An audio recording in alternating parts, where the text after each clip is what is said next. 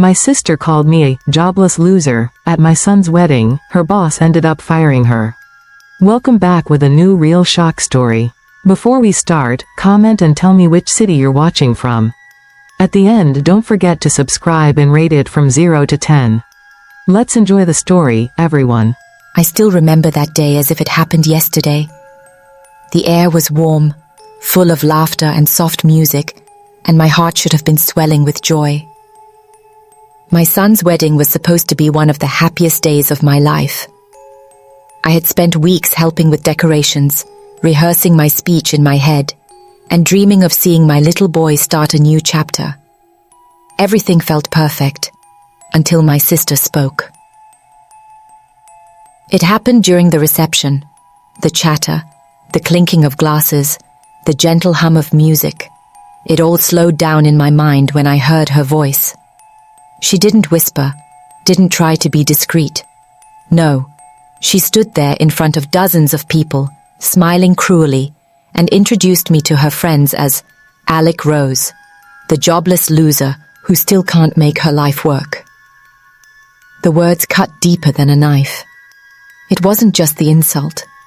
It was the fact she said it publicly, in a moment that was meant to be mine and my son's. For a second, I froze. I wanted to disappear. My face burned. My hands trembled.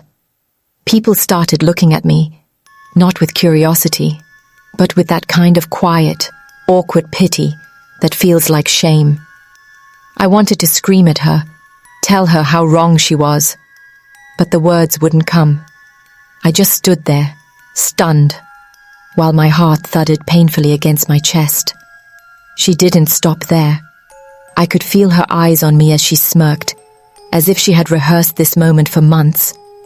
And that's when the silence settled in, heavy, suffocating. I tried to breathe, tried to focus on my son, who was smiling beside his new wife, oblivious to the storm breaking around him. But my sister's words kept echoing in my head. Jobless loser. I remember walking away, not knowing where to go.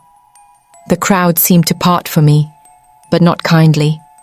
There were whispers. A few cameras caught her smirk. And somewhere in the background, I heard someone say, "Did she really just say that?" My mind was racing. Why would she do this now? Why at my son's wedding? That night, I couldn't sleep. I kept replaying the moment over and over. The words, her face, the way people looked at me. It was unbearable. But what haunted me most wasn't just her insult. It was the thought that something worse was coming. I didn't know how I knew it, but deep in my bones, I felt the ground shifting under me. This wasn't just a family argument. This was something bigger. A few days later, the truth started to unravel. I was sitting in my small kitchen, nursing a cup of tea, when my phone rang. It was a number I didn't recognize. On the other end was a voice I never expected. My sister's boss. He was furious. She had spread lies about me at that reception. Lies that reached his office through someone who'd attended the wedding. He said she had embarrassed the company with her behavior and that he had no choice but to let her go. I sat there, stunned, trying to process the irony. She humiliated me at the wedding, and that same humiliation cost her her job. But my relief was mixed with confusion and hurt. How could something so personal explode into something so public? Why would my sister risk everything for this? The days that followed were chaos. My phone kept ringing with messages I didn't recognize. Friends, relatives, even strangers. Some curious, some angry, some offering sympathy. My social media flooded with screenshots from the wedding, and the words, "jobless loser," kept appearing again and again. I became part of someone's gossip without asking for it. And somewhere in all this noise, I realized I couldn't just stand still. That humiliation had changed something inside me. It was like a fire lit deep in my chest, a mix of pain, anger, and determination. I knew I had to tell my story, not for revenge, but for truth. I wanted people to see her cruelty, yes, but I also wanted them to understand the weight of words, the power of humiliation, and how quickly one moment can spiral into a life-changing nightmare. And so I decided to speak, but the deeper I dug, the more I realized this wasn't just about me. The humiliation I faced that night had roots in something far more painful, something connected to prejudice, judgment, and injustice that people rarely talk about openly. My sister's words were the surface of a much deeper wound. I couldn't have imagined what would happen next. The thing about moments like that is, they keep growing. The insult became a story, and the story became something much bigger than my sister, my son's wedding, or even me. It became a reflection of something so human yet so dangerous. How quickly we judge, how easily we humiliate, and how deeply those moments change lives. And now, I'm telling you this because it's still happening. Not just to me, but to countless others who face humiliation in silence. What happened at that wedding was more than family drama. It was a lesson, a warning. The question is, will you listen before it's too late? The morning after that call, I woke up feeling restless, like my body was carrying something it couldn't shake. My mind replayed my sister's words again and again, but now they felt heavier. They weren't just an insult anymore. They were a challenge. A wound that was turning into something deeper, something that demanded answers. I couldn't stop thinking about why she did it. She and I hadn't spoken about money, about my life, about anything personal in years. So why that day? Why at my son's wedding? I tried calling her. I sent texts. Nothing. Her silence was loud, and the more she ignored me, the more my anxiety grew. I decided to dig deeper. I started by asking around quietly, talking to people who had been at the wedding, friends, family members, even strangers who had been curious about the scene. The answers were strange, half-truths, and hints that there was something more going on. They said she had been upset for weeks before the wedding, acting strangely, whispering to herself. She seemed to have been carrying something, but no one knew exactly what. A few days later, I ran into her at a grocery store. The look in her eyes stopped me cold. She wasn't the woman I knew. There was a hardness to her stare, like someone who was guarding a secret. I wanted to confront her right there, demand to know why she humiliated me. But she walked past without a word, her cart rolling away like it was carrying all the tension between us. That silence became unbearable. So I started piecing things together myself. I called my son quietly, asking if he had noticed anything unusual before the wedding. He told me she had been whispering to one of her friends, complaining about me, saying things about my past work and how I didn't deserve respect. But he didn't know why. The more I learned, the more I realized something painful. This wasn't just an attack on me. It was a public display of cruelty, something calculated. She had chosen my son's wedding intentionally. She had known it would be crowded, full of eyes, full of people who could witness her humiliation. That meant she wanted to humiliate me, not just in private, but for everyone to see. And that thought burned inside me like acid. It wasn't just my pride that was wounded. It was something deeper. It was about dignity, about being treated like I mattered. And for some reason, that day, she decided I didn't. The days passed, but her words stayed with me. Every time I closed my eyes, I saw her smirking face, the way her voice rang out so loudly, so cruelly. I could still feel the heat of the room when it happened, the way people glanced away, unsure of what to do. Some looked away out of embarrassment for her. Others stared at me with pity. I hated that pity. One evening, a week later, I got another call. This time, it was from someone I didn't know personally, a woman who said she was my sister's former co-worker. Her voice was nervous, shaky, but urgent. She told me something I wasn't ready to hear. My sister had not only humiliated me publicly, but she had been saying things to her co-workers about me for months before the wedding. Things that weren't true, things that painted me as lazy, worthless, and a burden to the family.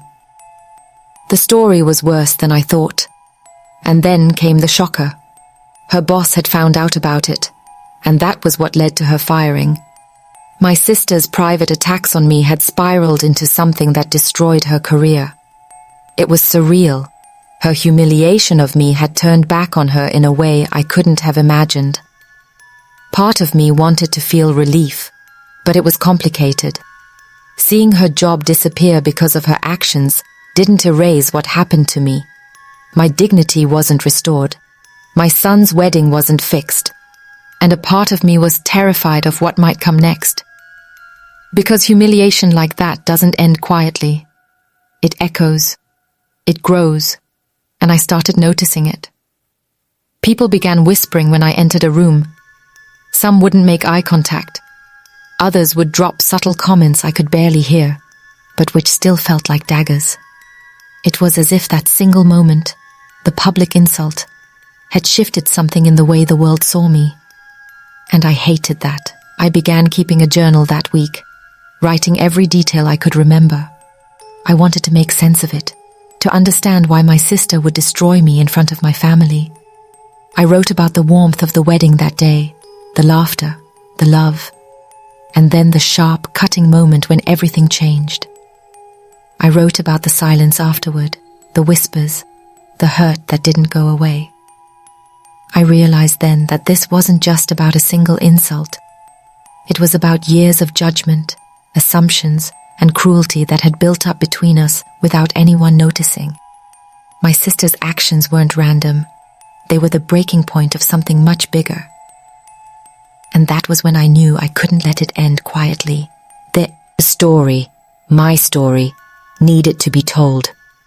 Not just for me, but for everyone who has ever been humiliated, betrayed, or treated as if they were invisible. But the truth I was chasing was bigger than me. And what I found as I dug deeper wasn't just shocking, it was dangerous. Something was happening here that went far beyond a family feud. It was about trust, respect, power, and the kind of cruelty people hide in plain sight. And I was about to find out just how far my sister was willing to go. That night, I couldn't sleep. My mind was tangled in questions that had no answers yet. I kept replaying my sister's face, her tone, the way she said those words. Loud, deliberate, like she wanted everyone to hear. But the whispers I'd been hearing lately, they told me this wasn't just about humiliation. It was something darker. The next morning, I decided to take action. I started by going to the place where my sister worked. I told myself I wasn't going there to confront her. I just needed to understand. The office building looked normal enough. Glass windows, bright signs, people coming and going. But there was an air of tension when I stepped inside. Whispers stopped. Conversations paused. A receptionist looked at me for a moment, before telling me my sister wasn't there. But I noticed something strange. Her expression wasn't just neutral. It was wary, even afraid.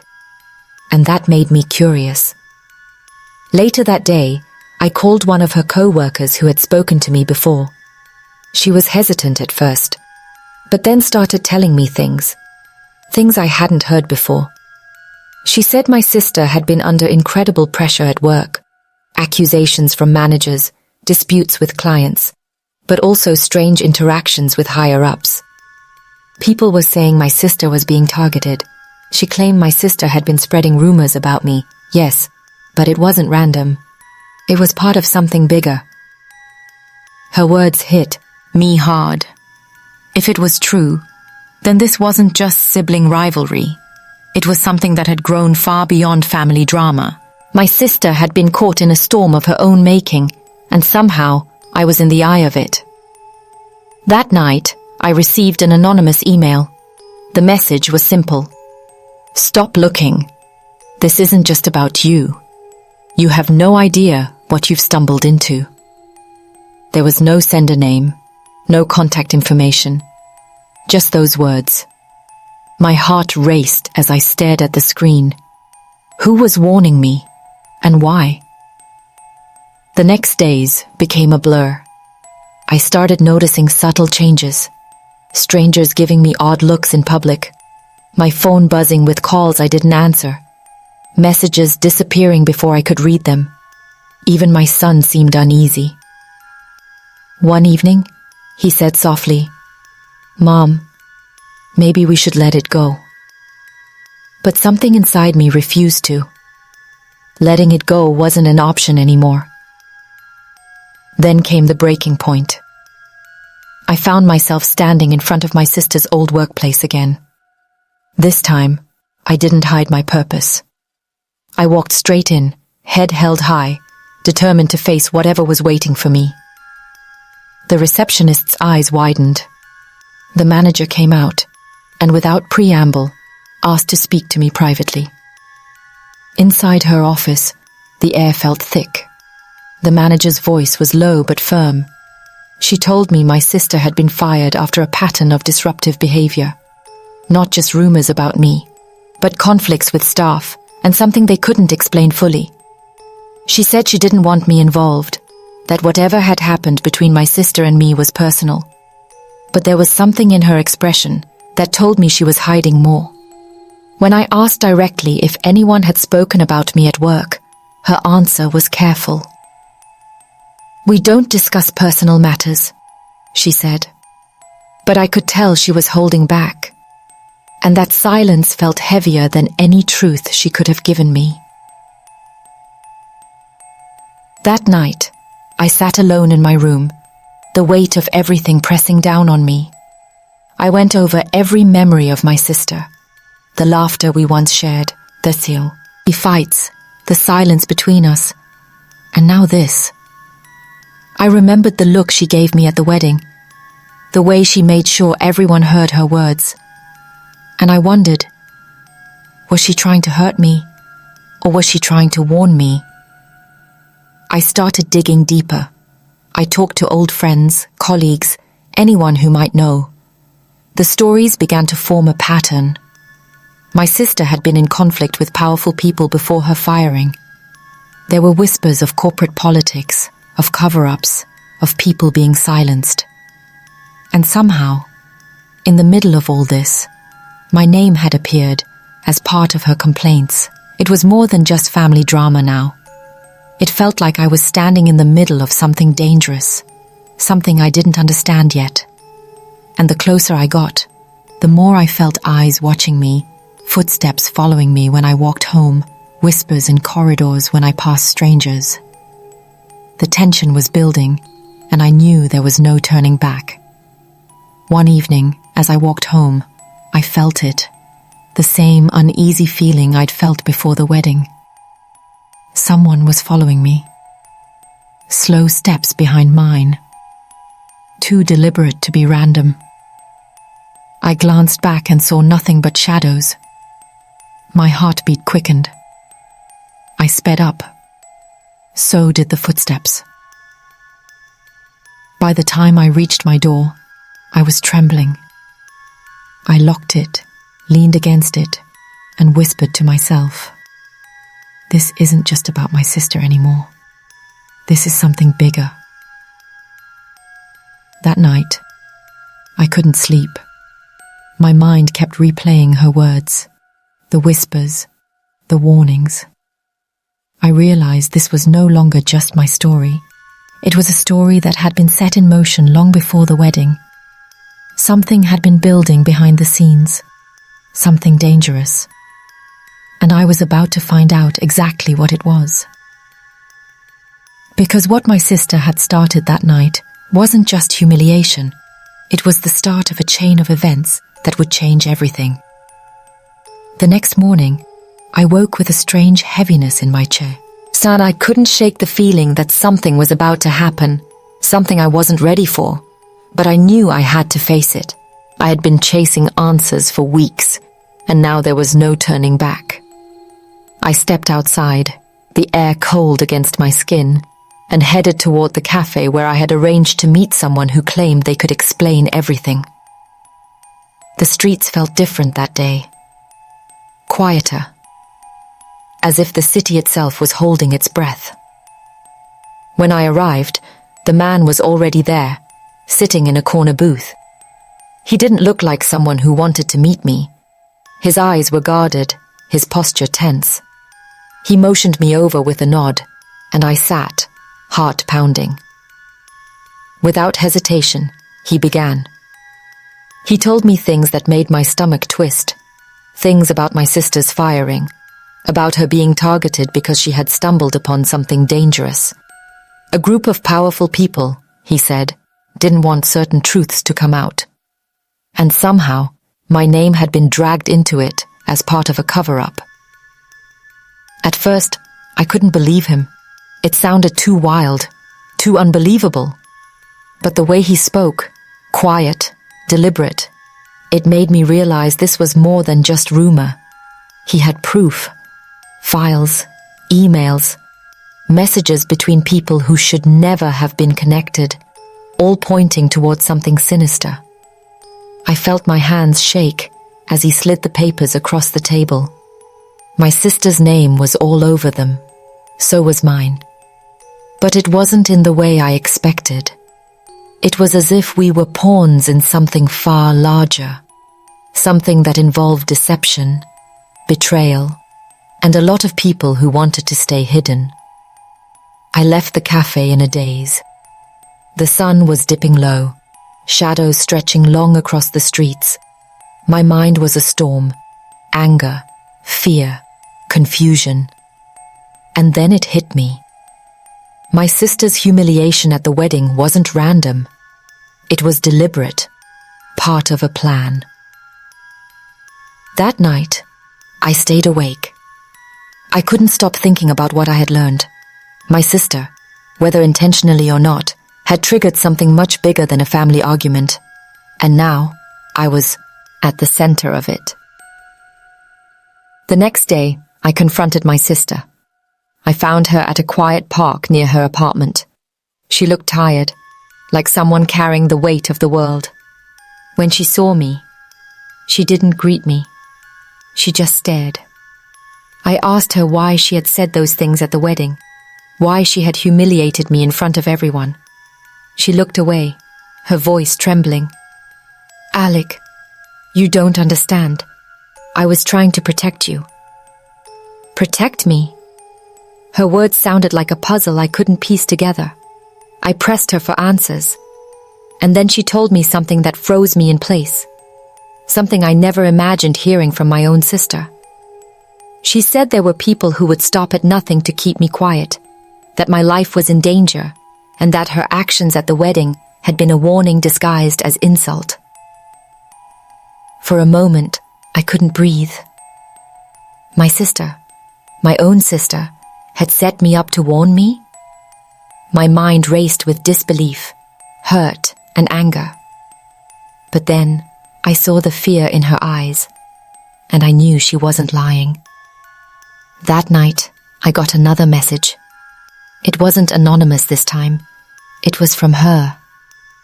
2 words. Trust no one. The air felt heavier after that.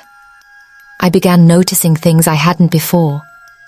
Cars parked too long outside my home. Strangers watching me from across the street. The feeling that someone was always a step behind me.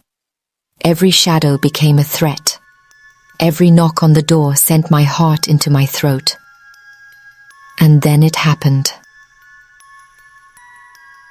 I was walking home late one night when I felt the same slow footsteps behind me again. My chest tightened. My pace quickened. So did the footsteps. I turned a corner, hoping to lose whoever was following me. But the moment I stepped into the alley, I heard a voice, low, sharp, and cold. Alec Rose. I froze. My heart pounded so loudly it felt like it would burst. I turned slowly, and there they were, 3 figures stepping out of the shadows. Faces hidden. Voy, Tez masked with threats I couldn't hear clearly. All I knew was they were not there for a friendly chat. In that moment, everything became crystal clear. My sister's humiliation, the whispers, the firing, it had all led to this. I wasn't just in the middle of a family feud. I was caught in something dangerous, something much bigger than I could handle alone. My breath came fast. My mind raced, but deep down, I knew there was no running from this. Not anymore. One of them stepped closer, the faint glow of a streetlight reflecting in their eyes. They spoke again, a voice I could barely make out. "It's too late for you now." I clenched my fists. My fear was there, but so was something else. Anger, determination, and a refusal to be silenced. I didn't know if I would make it out alive, but I knew this was the moment everything would change. Because this wasn't just about me. This was about the truth. And I was going to uncover it, no matter the cost. That night, my world shifted forever. I still remember the sound of my own breath in the darkness, the pounding of my heart, the heavy steps that had followed me earlier. My mind was spinning, but somehow I knew I couldn't run. Not anymore. I had to face it. The next morning, I went to my sister. She was waiting at her apartment, pacing back and forth like someone carrying too many secrets. Her face looked pale, her hands trembling. I didn't even knock. I just walked in. "I can't do this anymore," I said. My voice shook. "I need the truth." She stopped and looked at me, eyes filled with tears. For a moment, the room was silent except for the sound of her breathing. Then she nodded. She told me everything. About how her boss had been involved in something shady, something that could destroy a lot of powerful people if it came to light. She said she had discovered emails, documents, and plans, but she was threatened into silence. She didn't want me to know because she feared for my safety, and when she humiliated me at my son's wedding, it was a warning disguised as insult, a way to make me stay away from digging deeper. It felt like a punch to the chest. I had lived in confusion and pain for weeks, believing it was just betrayal. But now I knew it was fear. Real fear. My sister wasn't the enemy. The real danger was much bigger. We decided we couldn't stay silent anymore. Together we gathered evidence. Messages, recordings, proof of corruption and injustice. We took it to a trusted journalist who promised to expose everything. It was risky, terrifying, but it was the only way. The day the story went public, the world changed for us. There were headlines, interviews, late-night news segments. People began talking about it, about injustice, about power, about truth. My sister's boss was fired, investigations were launched, and our story became a spark for others who had been silenced. But for me, it wasn't just about the headlines. It was about something deeper. I thought about every moment, my humiliation, my fear, my sister's pain, and I realized this wasn't just my story. It was the story of millions who face injustice quietly, who are silenced before they can speak. The humiliation at my son's wedding was a wound, but it was also the beginning of something greater. It became a turning point, not just for me, but for the truth. Now, when I look back, I don't feel anger in the same way. I feel a mix of sadness, strength, and determination. Sadness for the pain we endured, strength because we survived it, and determination to make sure our story means something. I've learned that justice isn't easy. It isn't clean. It isn't quick. But it begins with truth. Speaking it, even when your voice shakes. And so, I tell this story not just for myself, but for everyone who has been silenced. For every person who's been called names, ignored, or erased. For every voice that matters. The question is, how many more truths are still buried, waiting for someone brave enough to speak? Because if we stay silent, nothing changes. But if we speak, even through fear, we create ripples that can become waves. This was my truth. Alec Rose's truth. And now it belongs to everyone who will listen. I stand here today not as the jobless loser my sister called me that night, but as someone who fought back. Someone who faced fear, humiliation, and danger, and chose to tell the story anyway. Because sometimes, the most powerful thing you can do is speak. And sometimes, the story that starts with humiliation ends with justice.